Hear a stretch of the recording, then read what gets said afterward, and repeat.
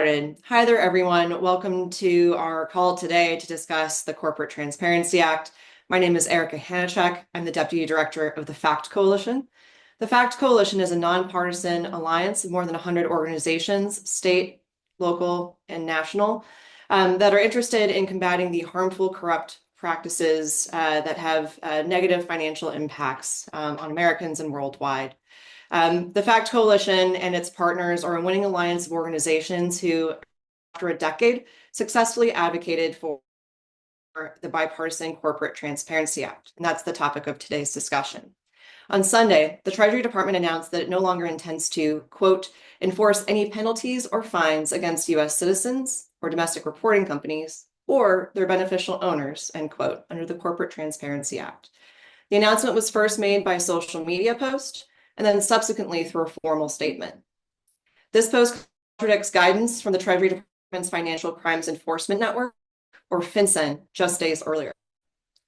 The Corporate Transparency Act, or CTA, is a law landmark that requires certain legal entities to provide basic identifying information on their true or beneficial owners. The law was passed by Congress with the support of the first Trump administration and represents the most substantial improvement to U.S. anti-money laundering laws in a generation. But if the administration's policy announcement holds, the entities reporting under this law will be reduced to 0.02% of those that Congress mandated to report when the law first passed in 2021. That means more than 99% of entities will no longer be covered. Though the U.S. is the world's leading economy and our dollar is the world's reserve currency, the U.S. has lagged behind nearly 100 countries that have already had similar databases in place. This announcement further jeopardizes U.S. progress toward transparency. Nevertheless, there's an opportunity for the administration to reverse or refine course. The broader policy will need to be validated by a Treasury rulemaking. Law enforcement, national security, and other constituencies can use this time to inform the administration about the impact such a broad sweeping policy change would have for their interests. There's also a very good chance that the decision could be challenged in the courts, both for first, the procedural means by which the decision was made, and second, for the substantive policy decision that narrows the implementation of the Corporate Transparency Act, contrary to the law itself. Folks on this call represent a broad part of the coalition of stakeholders that came together in the first place to support the law. Law enforcement, national security experts, small businesses, and anti-corruption experts. While the concept seems abstract, anonymous U.S. shell companies and the illicit finance that they enable touch and impact so many issues that matter to everyday Americans: public safety, national security, affordable housing, honest competition for small businesses, a fair tax system, and a transparent society free from corruption. Our speakers can elaborate more. With that, let me go ahead and turn to our speakers. First, I'll invite Frank Russo to kick us off. Frank is the Vice President of Modern Fortis Public Safety Strategies, and he's also the Director of CPAC's Center for Combating Human Trafficking. Frank, over to you.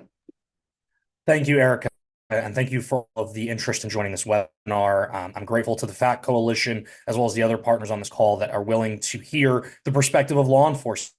It's a perspective that much of the constituencies that I represent, much of the constituencies that engage with the Conservative Political Action Coalition, or CPAC, care deeply about. And I think the question often is why? Why is law enforcement at the table for such a broad, sweeping financial measure? Well, the answer is pretty simple, although I hinted at it. She didn't steal my whole answer, which is that we encounter crime at the state and local level more so than our federal partners do. Over 90% of all crimes occur at the state and local level.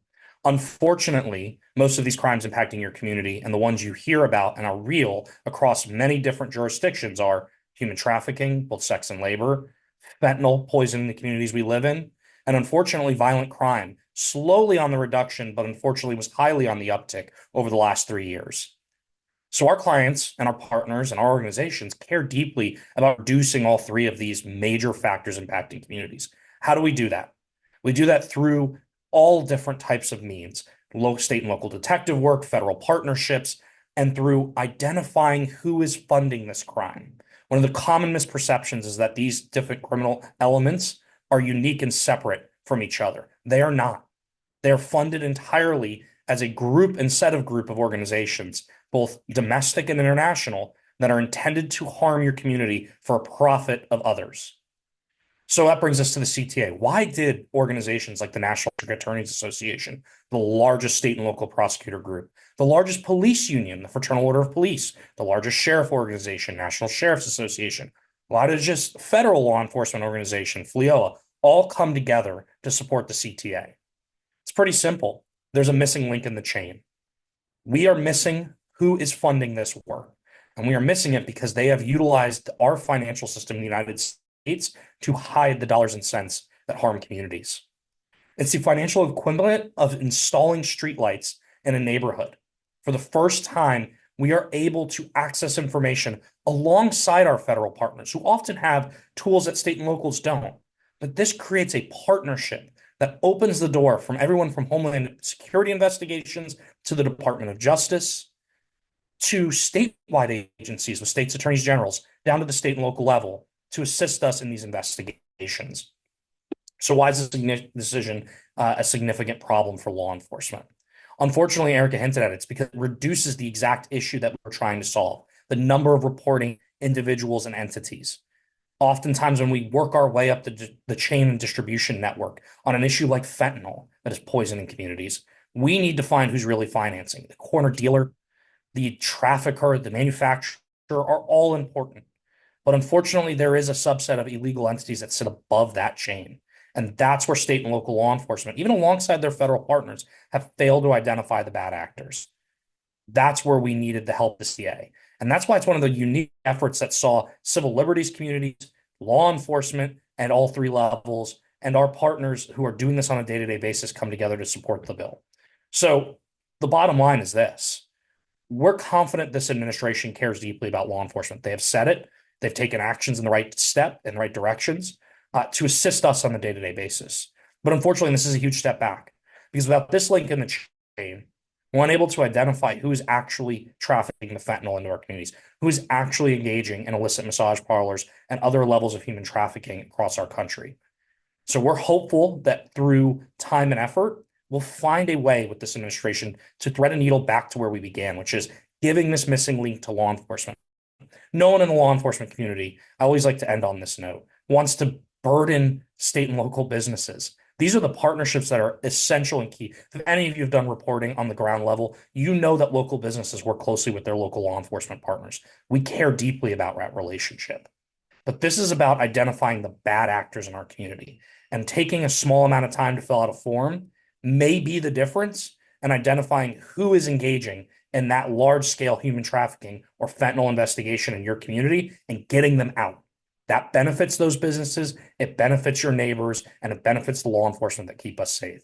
So, Erica, I've probably gone over my time, but thank you all so much. We are honored to be a part of this conversation, and we really do look forward to solving this problem to make sure law enforcement has the tools that it needs to keep communities safe.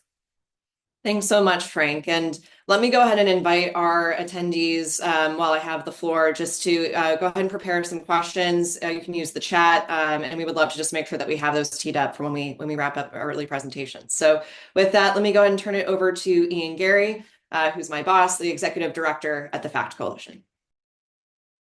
Thanks so much, Erica, and really appreciate the remarks from Frank.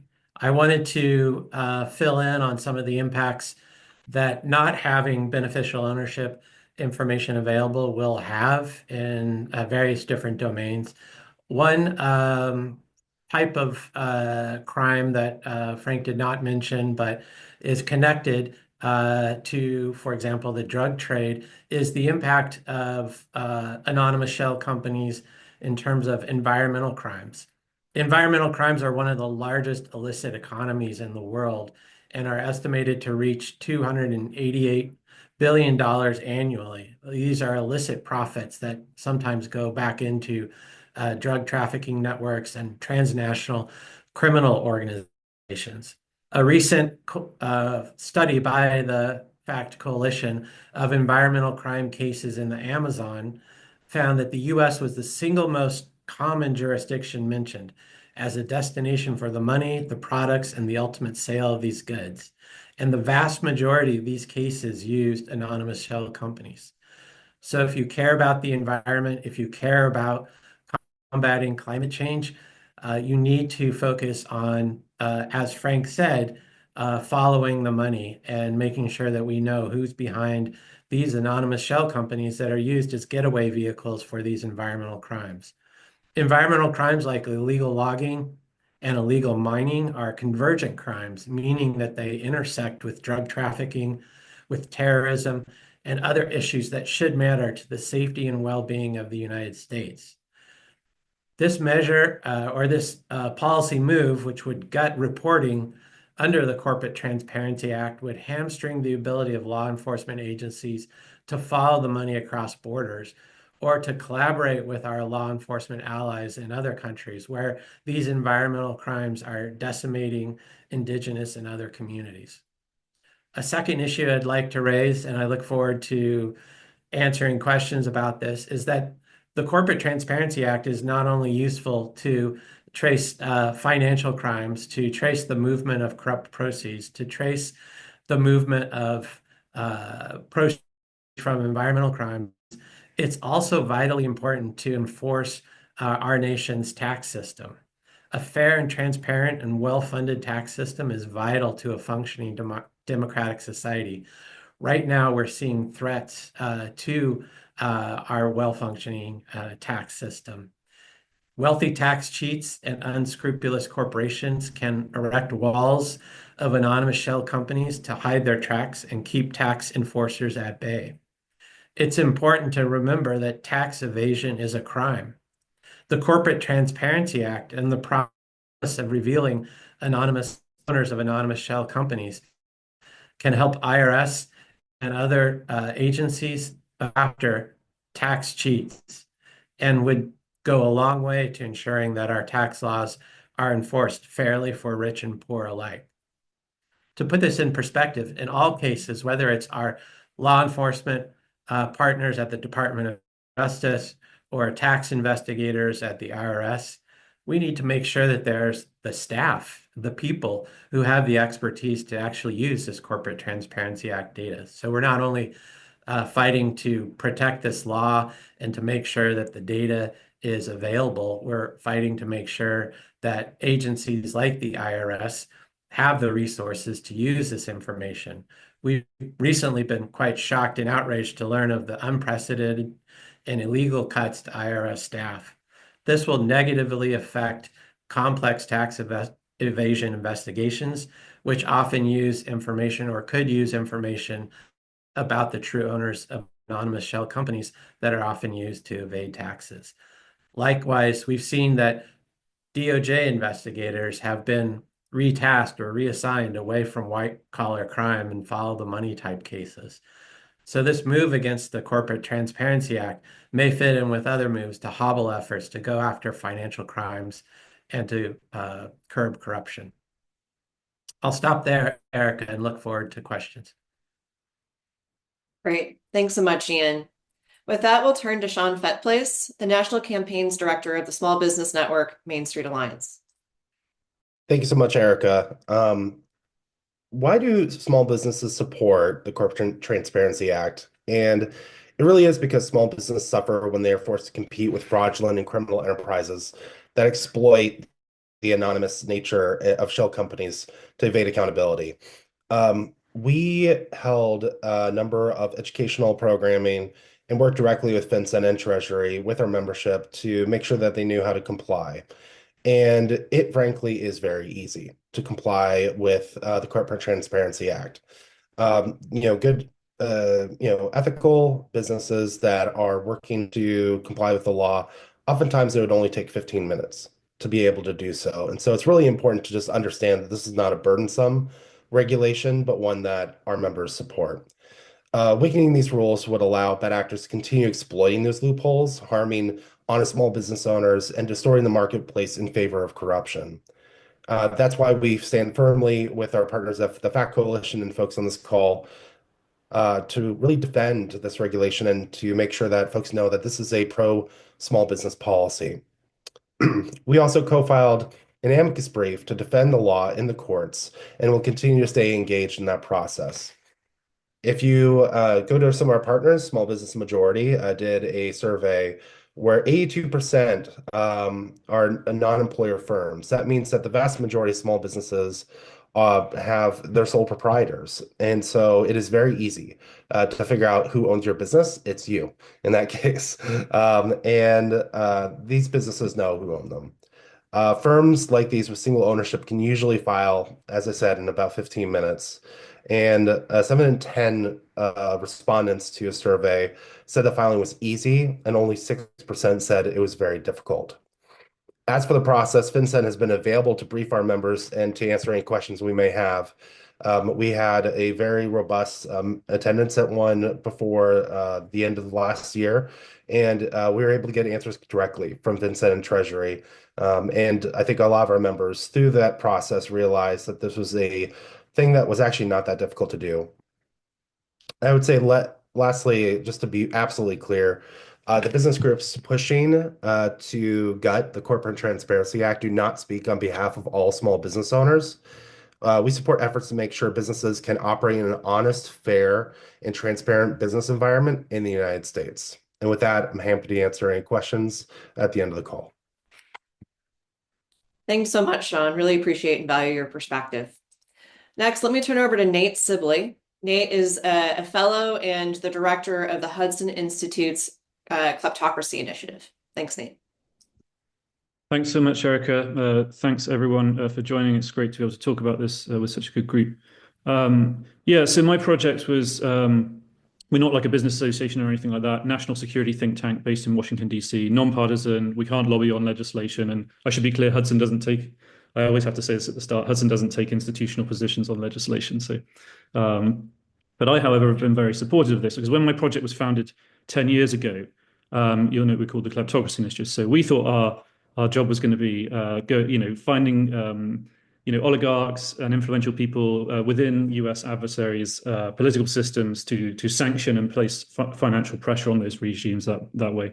But we ran straight away smack into this issue of offshore finance and shell companies because Russia, China, Iran, any other, Venezuela, Cuba, any of our major adversaries that you can, the cartels, if we're talking about sub-state actors as well, terrorist groups, any of our national security adversaries use shell companies to launder their profits, to enable activities that threaten the safety and security of Americans. So I'll talk about three of those very quickly. The first and in my view most critical national security threat we face is the rising power and activities of the cartels, south of the border, and the fentanyl trafficking from which they profit. We've not been very good about going after their money laundering networks in the past. And so much of the focus has been on interdicting fentanyl itself at the border, or the people smuggling fentanyl. Well, there's two problems with that. Fentanyl is so concentrated you can hide it in like a pillbox and bring something that can come in that can kill thousands of people. So when it's always going to be hard to find it, and with the people issue, 80% of people bringing the fentanyl over the border are US citizens who are legally entitled to pass through without being sort of stopped and checked in the way that, you might expect. So the third pillar that remains is going after the profits, because drug trafficking is chaotic, it's murderous, but it is ultimately a crime of profit, not passion. And if we can find a way to put a dent in the profit incentives of the cartels, and the Chinese money laundering organizations that are now working with them and have made it more profitable than ever for them, then we stand a good chance of not eradicating the problem, but really taking, the punch out of it. And it's become particularly urgent because I mentioned the Chinese money laundering organizations. I can't convey the extent to which they've transformed transnational fentanyl, transnational drug trafficking and the money laundering that incentivizes it. They can draw on the mighty power of like the Chinese economy and all the opaque banking networks there. And what they do is they take the money they get from the cartels and they sell it to wealthy Chinese who want to get their money out of China. One of the ways they do that, they love to do that, is buying real estate and other assets here in the US. And they are using shell companies as well. So we to do that. So we're now finding shell companies popping up at multiple levels all across the fentanyl, profit network. So don't take it from me. Last week, Secretary Rubio himself in an interview said, and I'll quote, "All of these gangs have to operate by touching the banking system. These guys set up their own companies, these shell companies, to hide their profits and be able to distribute the funds they have." 3 days after he said that, the administration he represents suspended the US shell company registry. I can't see how that helps us fight fentanyl trafficking and the money laundering that fuels it. I think this is a mistake, and I think they need to walk it back very quickly. The other two areas, and I'm already over time, it goes fast, doesn't it? I had set a timer this time just so because I'm a terrible overrunner. But the other one is sanctions evasion. If we're starting piling maximum pressure on Iran, we can't. We need to have the enforcement measures in place ourselves so that we can go out around the world and put pressure on more problematic jurisdictions that are laundering money for Iran or for Russia or for China, whoever it is. Like UAE, Singapore, the British Virgin Islands, places like that. They turn around and laugh when American officials go out and say, "Can you sort out the shell company problem? We see all these other adversaries are laundering money through your shell companies." And they say, "Well, you don't have a shell company registry. Come back when you do." And then there's another one I really wanted to flag just very quickly because I'm way over here. But it's about the defense industrial base. Our adversaries, we know they've been using shell companies to infiltrate it, both to steal secrets from an intellectual property from our defense firms, but also to infiltrate it and supply faulty equipment to our military. And there was a case a few years ago where a Chinese company was used as a front to sell a bunch of dodgy components that grounded a fleet of, I think, like 40 US fighter jets. So imagine that happening in the middle of an invasion of Taiwan. They put products in there that shouldn't be in there, but we think are coming from an American company, and they're not. They're coming from the Chinese Communist Party, and they can just switch it off mid-air or whatever. Anyway, I'm way over, so I could talk about this all day, as you can tell. But I'll hand back to Erica now. Thank you. Thanks so much, Nate. Definitely underscoring the alarming nature of what this decision means for U.S. national security. So really appreciate that. Last but not least, let me turn it over to my colleague, Scott Graytack, who is the Director of Advocacy for Transparency International US. Thanks, Scott. Thanks everybody who's able to join us for this conversation today. So I'm the Director of Advocacy for the US branch of Transparency International, the oldest and largest anti-corruption network in the world.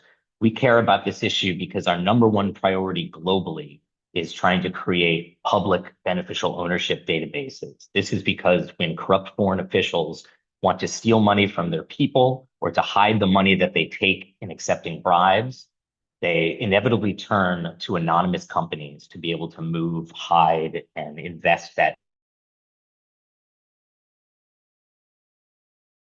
Other corrupt officials want to get away with stealing money from their own people. These are the getaway cars that they use to move and hide that money.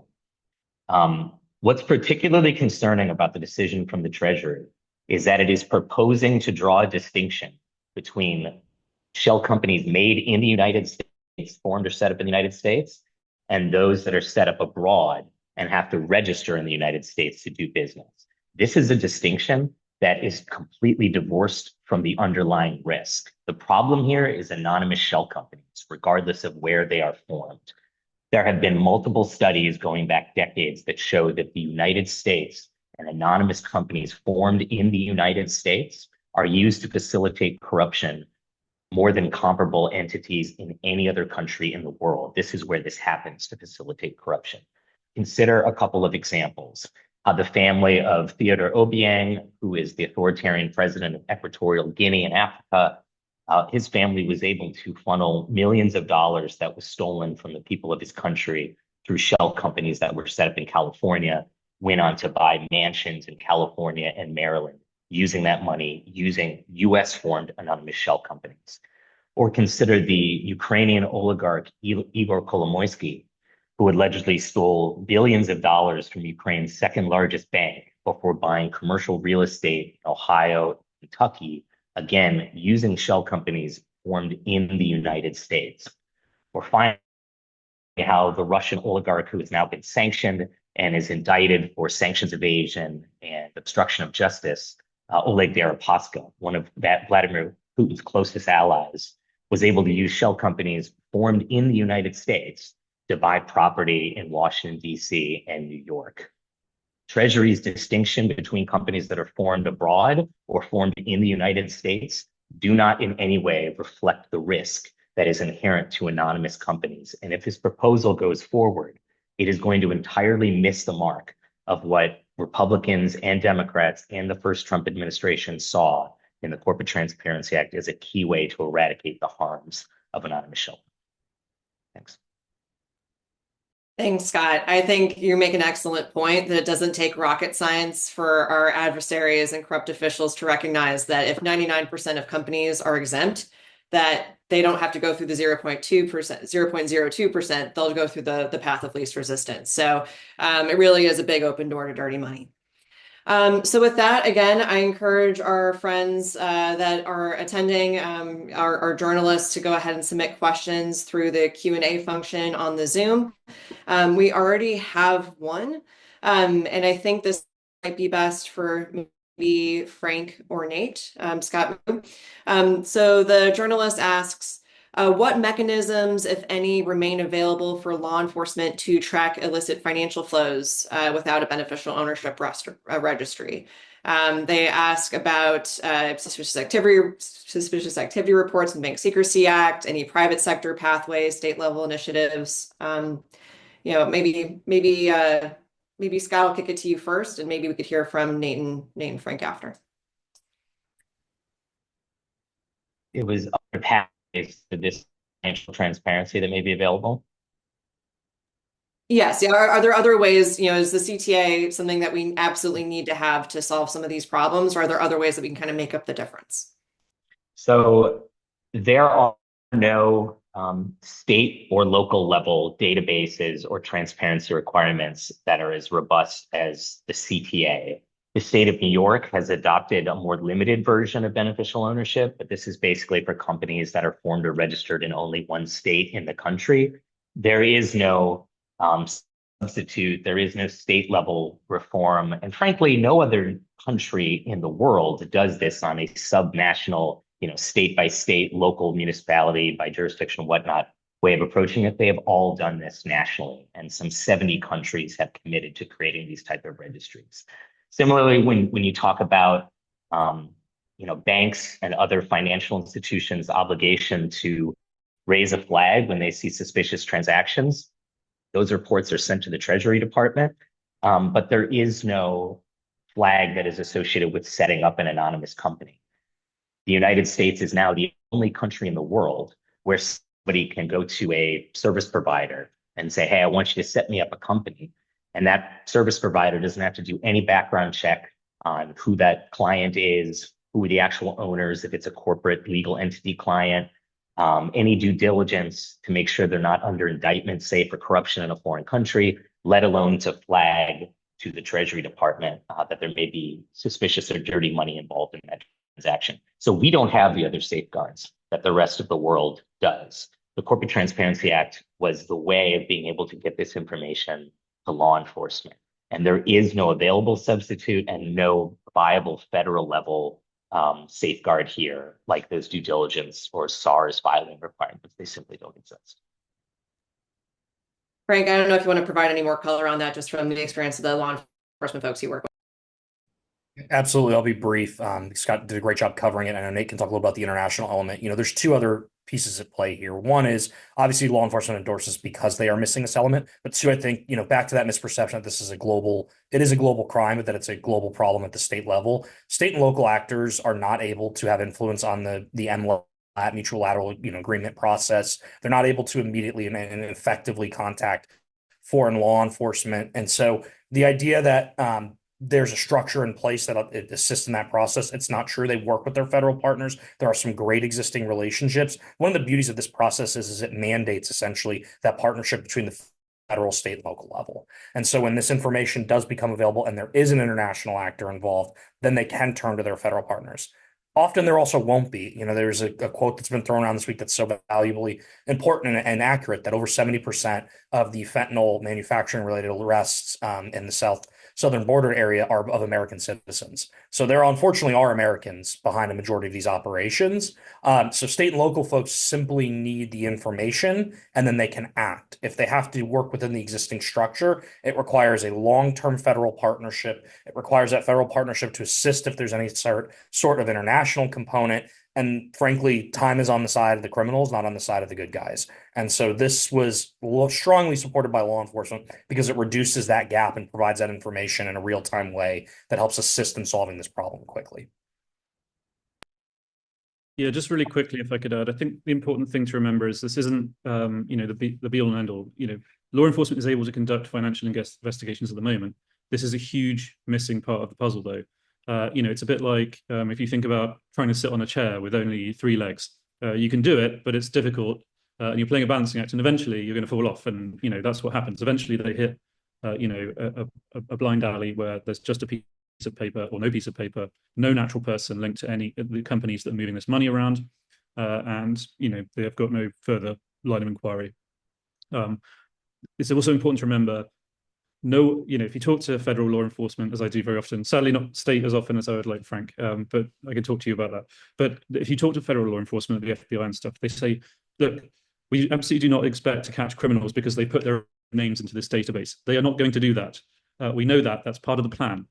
But in the course of an ongoing investigation, right, which is the only way that they can legally access this information, remember, as well, it's information that's designed to add to an ongoing investigation. When they do that, it's the existence of something looking awry, incorrect information, or the absence of a filing at all. Those, in the broad context of a broader investigation, is what they've told me can sometimes be incredibly powerful clues, and can help you on to the next stage. So I think that's a really important thing to bear in mind when we think about, are there other ways to get at this information? Yes, they can conduct financial investigations, but so often they're going to hit a blind alley and they can't go any further. This just gives them another tool to be able to do that. Wonderful. Thanks so much, Nate. We'll get another question from our list. One of our journalists has asked, how can we tell what immediate harms might be seen from this decision? And I think maybe the reality is that there might be a continuation of a theme from how criminals might be operating already, but maybe I'll turn it over to Frank to talk about if there's any red flags or indicators that either as a law enforcement official folks would look out for, or others in the community might kind of understand how financial secrecy will bring other harms into their. Yep. And I'll try to be brief, but I think it's a great question. Hard to prove a negative sometimes, but this one I think will be pretty clear. The administration has made a commitment, especially on the fentanyl front, and I know on the sex and labor trafficking front, it's something our organizations have been working with, to identify these criminal actors and make significant arrests and changes to their operations. The arrests are underway. Those will likely not change. But if you do not, and you will not see the broader dismantling of these financial actors behind these criminal operations, that's flagged. So as we continue to work with the Department of Justice, the Department of Homeland Security, and others who are committed to the same mission that state and locals are, you just simply won't see and I hate to use the word purple arc, but the purple arc of the major financial actors involved. You will simply see corner dealers and traffickers who are a problem in this cycle being arrested. But if the top of the food chain is left intact, then you end up seeing the next set of traffickers and distributors arrested while the business continues to operate. And so, unfortunately, I think it's a little bit of what you won't see, which is that thing that we are all hoping for our state and local clients, is that press conference with the Department of Justice standing in front of a courthouse where we know, we joke it's folks in suits versus folks who are coming off the corner. And we want to see those folks in suits behind the fentanyl operations arrested. You won't until we are able to get this system up and running, unfortunately. Thank you so much, Frank. With that, maybe I'll turn it over to Ian to field the next question. The Financial Action Task Force, or FATF, is performing its 5th mutual evaluation of the United States and its anti-money laundering framework next year. Will this decision on U.S. beneficial ownership have any impact on the U.S.? And what are the stakes if the U.S. rating is downgraded? Well, I think that if this decision to not enforce the Corporate Transparency Act stands, this will have extremely serious consequences for the U.S. at the Financial Action Task Force. Recently, last year, the U.S. was upgraded because the U.S. was seen as, quote unquote, largely compliant with the recommendations, recommendation 24, to have a system to reveal the true owners of anonymous shell companies. So it's really hard to see how the Financial Action Task Force could maintain that assessment if this new announcement holds. It would be extremely unfortunate and indeed unprecedented if the U.S. were to join sort of those rogue nations who've been on the gray list of the Financial Action Task Force, or even those nations that merely have capacity challenges to deal with money laundering. And the U.S., there's not a capacity challenge to deal with money laundering. There is a political challenge to deal with money laundering. So this could certainly have really devastating consequences for the U.S. reputation, but potentially impacts for U.S. financial institutions. And it would risk making the U.S. a financial pariah if you don't want to do business in a place that's on the gray list. I think it's important to remind folks that of the world's top 20 largest economies, the only one who's not a member of FATF is Russia, and that was intentional. They were kicked out as a result of the fallout from their full-scale invasion of Ukraine. So I think it would be extremely unfortunate if this decision stands, and it would also have an important impact on how the U.S. is viewed and rated by the foremost agency dealing with financial crime. Absolutely. And I want to, just for accuracy, I think suspended. They were suspended, but still, it's amazing. It's not the kind of company that the US would want to keep. Great. We have a question in the list. Have a question from a journalist who's asking, could there be a lawsuit suing Treasury over the decision to rewrite some of these rules? Or, in the fallout of this decision? Maybe Ian, I could kick that to you. Yeah, I mean, the first point to make is that, as Erica, you said in the beginning, is that tweets don't have the force of law, at least not yet. And so we're trying to see what is actually going to happen. The Treasury Department has promised a rulemaking, and we as FACT, along with many other organizations, I'm sure, are going to vigorously participate in that rulemaking. But if a rule is finalized that substantially diverges from text of the Corporate Transparency Act, then I think there would be certainly grounds for litigation. And at the FACT Coalition, we're taking stock of all of our strategies to defend the law and make sure that it's enforced in the way that addresses all the problems that all the panelists have announced or have addressed in this press briefing. So there's certainly, as Frank shared, there's certainly a lot of stakeholders who would have important standing in litigation, including state and local prosecutors, district attorneys, and others. So it's too early to say just might come, but it's certainly within the realm of possibility depending on how Treasury moves. Thanks, Ian.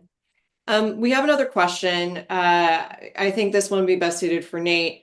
The administration's recognition of certain drug trafficking organizations as foreign terrorist organizations and the announcement that came out last month seems to recognize this intersection between illicit finance and the need to follow the money, that there are certain enablers and other folks that be working with these drug trafficking organizations to be successful in their nefarious schemes. Can you talk a little bit more and build on how some of those networks might work and why having U.S. beneficial ownership information might facilitate the law enforcement and national security goals of that?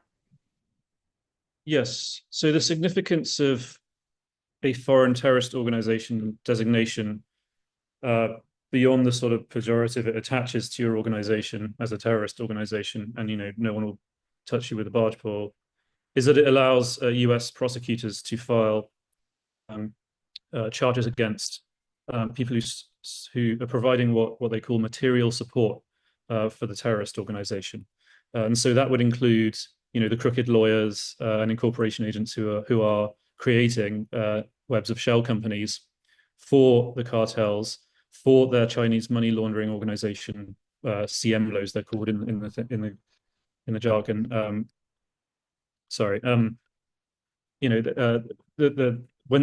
when US lawyers and incorporation agents are creating shell companies for those organizations, for what are now terrorist organizations, right? It'll be harder if we don't have the beneficial ownership register and enforcement of the Corporate Transparency Act to prove that they knew they were providing material support. So they'll just simply be able to, at the moment, it's perfectly legal to pick up the phone. Someone on the other end says, can you set up a shell company and send the details, login details to this address? You can do that.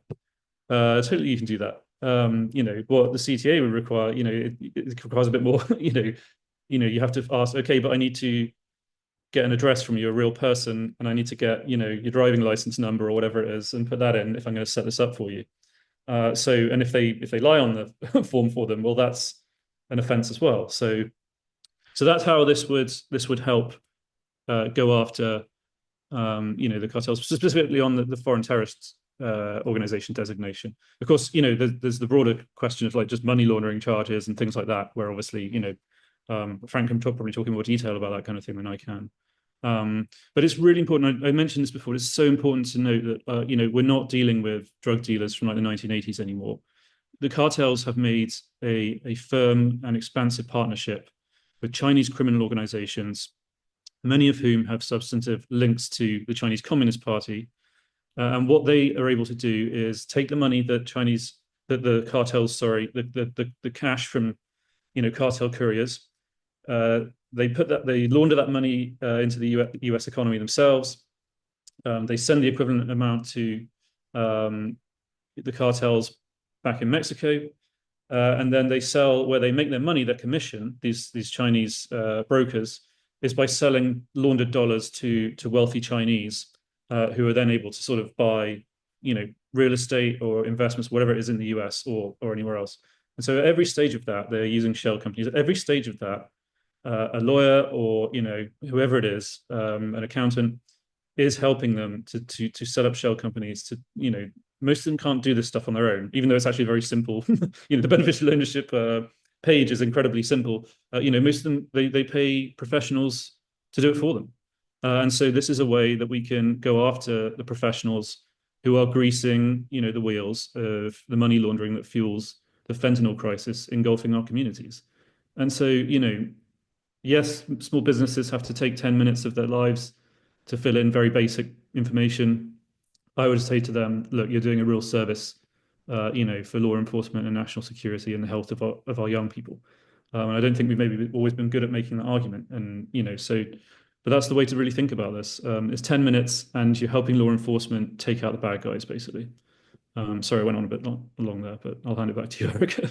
No, I appreciate it, Nate. That's wonderful. And I think you've raised this really interesting question of, this really is from what Sean has said and from other small business owners that we've talked to, a relatively simple process to do. But I think we all understand the administration's inclination toward making sure that this is as easy on small businesses as possible. So Scott, maybe I can pitch this question to you. As the administration looks for ways, or, if we're looking for ways to give the administration options to make sure that small business owners' concerns are heard, while making sure we keep the imperative around national security and law enforcement still there, how do we make sure that we balance those two interests, and what could the administration do next to kind of incorporate those two different kind of competing issues? Thanks, Erica. I think if the goal here is to keep the rule risk-based, so it's reflective of all of the dangers that Nate and Frank and Ian and others have talked about that anonymous shell companies pose, we need to stay laser focused on making sure that whatever this new scope of the rule looks like, it centers risks at its core. So in order to make this a bit simpler for affected companies to comply, Treasury can consider shortening the form that companies have to fill out where they list their beneficial owners, the true owners. They could consider narrowing the definition of who a beneficial owner of a company is. So it's typically anyone who has 25% or more ownership in a company, or anyone who exercises quote unquote substantial control. The existing definition of substantial control is a bit broad. That could be tailored and narrowed a bit to make compliance a bit easier. They could also create exemptions for certain categories of companies that are comparatively lower risk. The CTA gave, through Congress, they gave Treasury the authority to come up with those kind of exemptions to make sure it's a tightly fit risk-based rule. And then finally, they could change some of the filing deadlines. Right now, if you have a change in your ownership, you have a few weeks to be able to update that information. Maybe they want to make that quarterly. Maybe they want to, extend the amount of time that companies have to provide or to amend that information. But what we don't want to do is draw this false distinction that the Treasury statement is doing right now, where the risk is centered on whether this is a foreign, formed company or a domestically formed company. All of the evidence behind the Corporate Transparency Act, all of the evidence that Congress relied on and cited in the law itself shows no distinction between foreign and domestic-based companies. All the examples we talked about today were domestic companies. So attempting to use that as a hedge in the name of still meeting the interest and the risk behind the Corporate Transparency Act completely misses the mark behind the law. Thanks, Scott.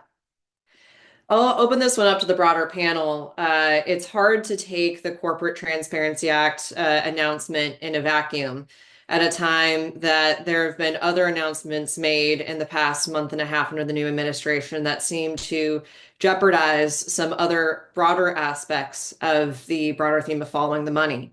Ian, you mentioned this in your opening remarks around rolling back our law enforcement focus on white-collar crime, on tax enforcement. I know, Scott, your organization has done a lot of work around trying to prevent bribery, and there have been immense rollbacks there. So I just wanted to provide the floor to anyone in the panel to maybe talk about how some of this, what is the broader context in which we're operating, and what are some of the lessons that we can learn from these kind of broader attacks on how the administration is viewing the issues around illicit finance and white-collar crime.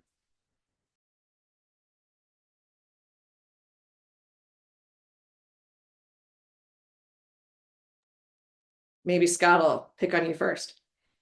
Yeah, sure.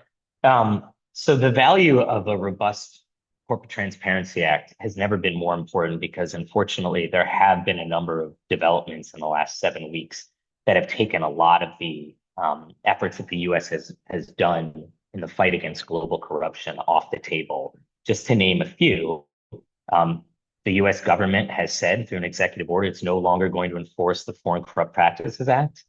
This is the law that makes it a crime for an American or an American company to go abroad and to offer or to give a bribe in order to win a contract or a license or et cetera. The United States is the leading enforcer of these sorts of anti-bribery laws, and the administration has already stopped or dismissed 20 cases that were brought under the FCPA. That's a major loss in the fight against global corruption. At the same time, they've disbanded the kleptocracy team at the Department of Justice, the klepto capture task force, which was created after the invasion of Ukraine in order to find and seize illicit Russian assets in the United States. They've gotten rid of our asset recovery initiative that attempted to seize the proceeds of corruption when that's in the United States and give them back to the people where they rightfully belong.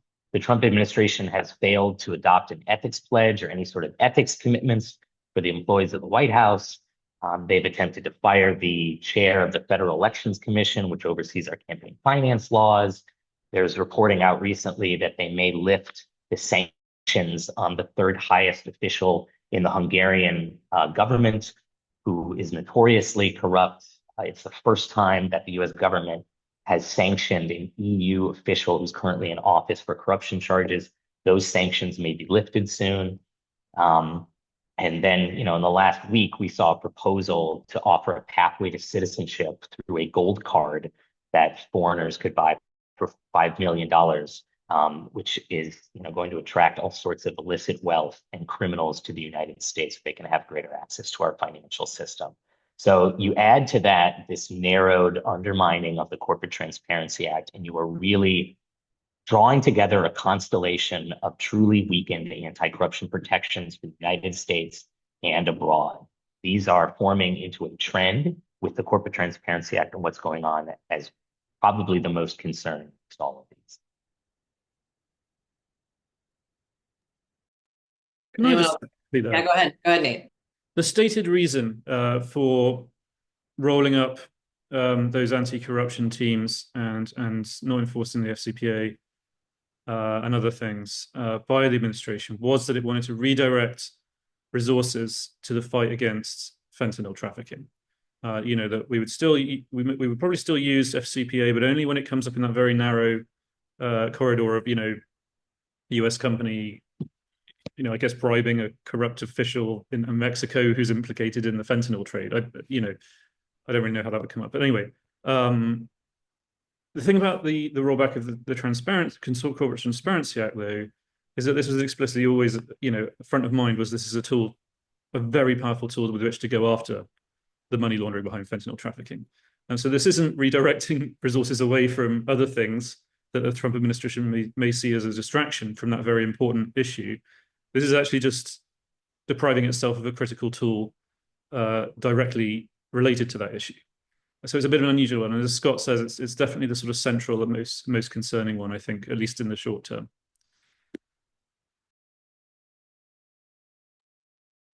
Erica, I think one of the things that I wanted to underline is that all of these moves make us as Americans less safe. It makes communities less safe. If you're an American company doing business abroad, it makes that company vulnerable to demands for bribes. And so I think from a foreign policy perspective and from a community law enforcement perspective, from a perspective of if you're concerned about human trafficking or drug trafficking, all of these measures in the end will make Americans less safe. So if you're looking at this from a law enforcement perspective or a foreign policy perspective, these moves combined make America less safe in the world and less safe at home.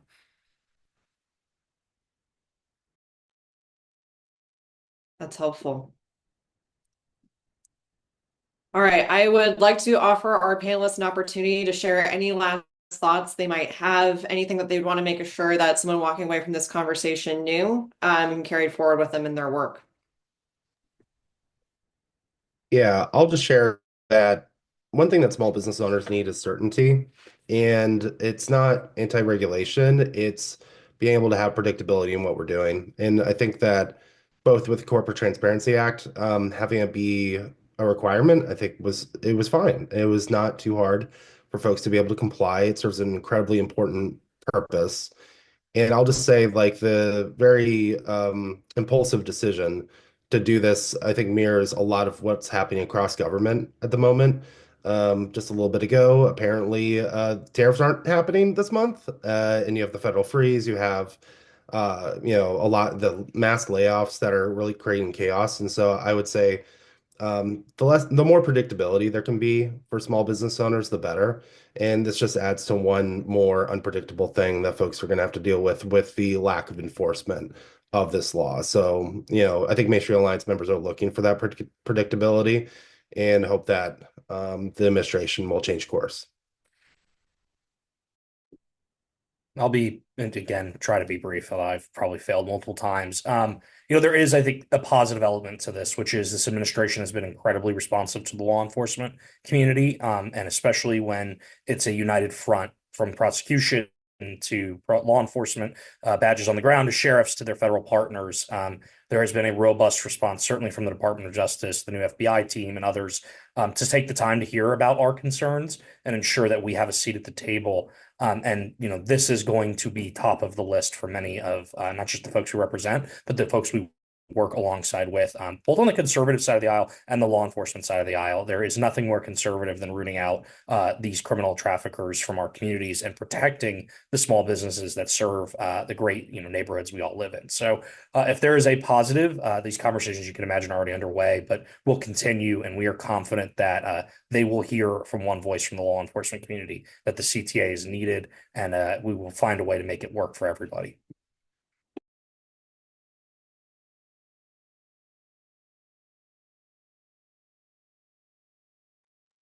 Any other closing? Yeah, go ahead. Yeah, I'll jump in to say that even under Treasury statement and the proposed rulemaking that they're going to go forward with, there are ways that it can square this circle with the first Trump administration's support for the CTA and for the interests that we're talking about here.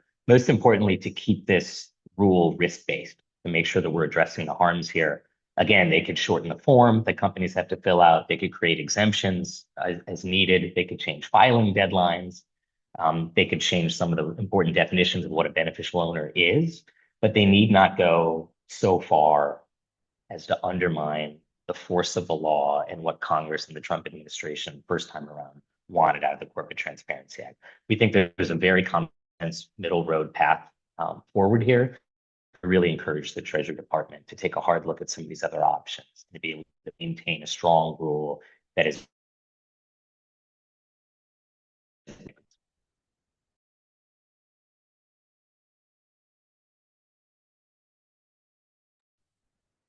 Could I just maybe on, one thing we haven't maybe addressed as forcefully as we might have done is we've talked a lot about, how, particularly Frank and know about how this will work for law enforcement, but do we know that whether it actually does work or not?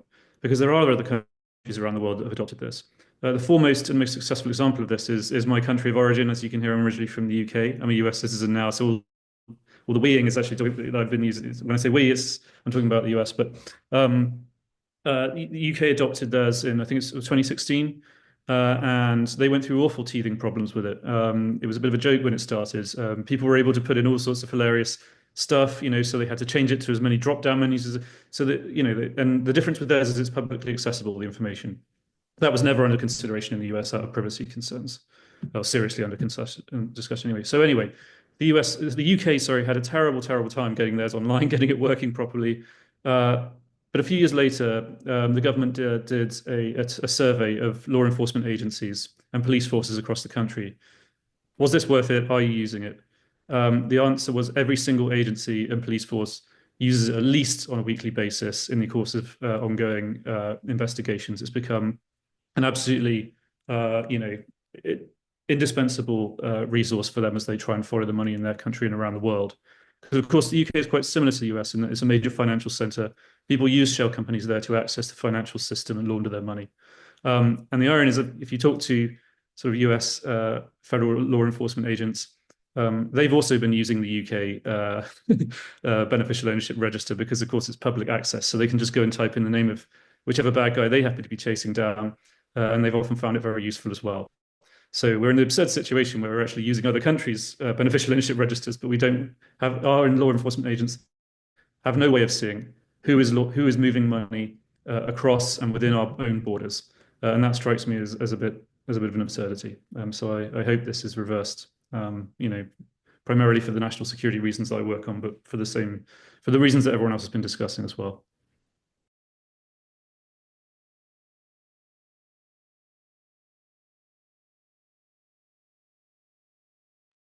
Great. Well, we've just hit the top of the hour, so I just want to thank my lovely co-panelists as part of this call for their perspective and insights.